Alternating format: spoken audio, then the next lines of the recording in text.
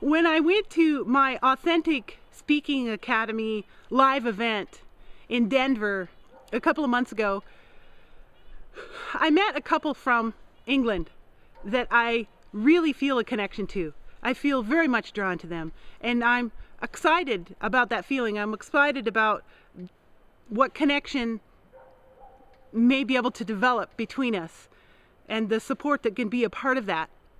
And I'm so eager for more with them. But one of the things I felt I don't know how to do it. And then when I was out walking one day, I realized I do know how to do it.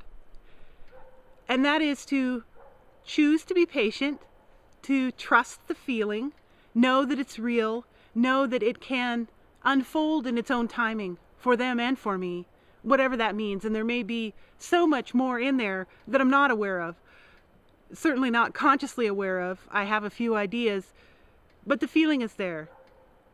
And it's good for me to trust that and then to take the steps one at a time, whatever those might be. A brief email.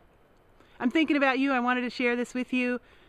And the other piece, and this is the biggest part of recognizing I could think about it differently, is I could pay them for their time.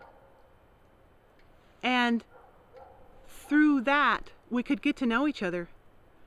So my choice to give to them in that way, I don't need to put it in the category of I need their help, which is the way I have always tended to think about paying someone for their service.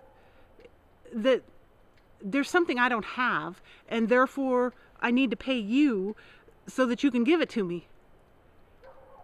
And I realize that this is a big transition in my ability to consider thinking a different way, that I could pay someone for their time because I do see value in who they are and what I can gain through my interaction with them, and to value them and myself enough that I could do the money exchange. I'm really excited about this idea, and of course then it runs up against the fact that I don't have the money to pay them. But that doesn't mean I couldn't get it. And what I have found is what is really important to me, there is a way for it to happen. You know, I went to a week-long dance camp in 1995 for the first time, and it was such a profoundly changing life experience that I have gone back to that one week the last week of June every year since then. And even though there's been many times when I've struggled to pay my bills, I have made that a priority. And knowing that that's there sometime during the year, there's been a way for the money to show up. And I go every year, and it means the world to me. So much of my personal growth has happened in the dance camp community. So I know that what's important to me, the resources to be able to access that will show up for me when it is something important.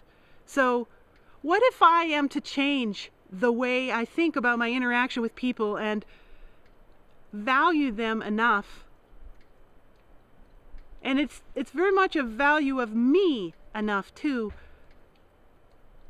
that I can pay money to someone just in order to have their time, as long as we are still in a position where we're having to deal with money and do certain things in order to get the money to have the things we need in our life. And it's so, from my perspective, in many ways screwed up. It's dysfunctional, and I don't know how to fix it all, but I am understanding more all the time how to work with little pieces, and that's great. That's what's in front of me.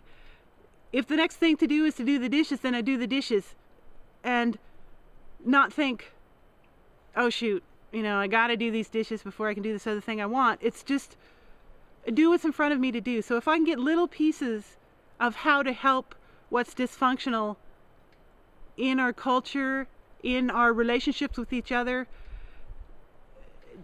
get little things of how to work with that. Yippee. That's great. If I could get up and do one thing different each day, I can help our world change. And so can you.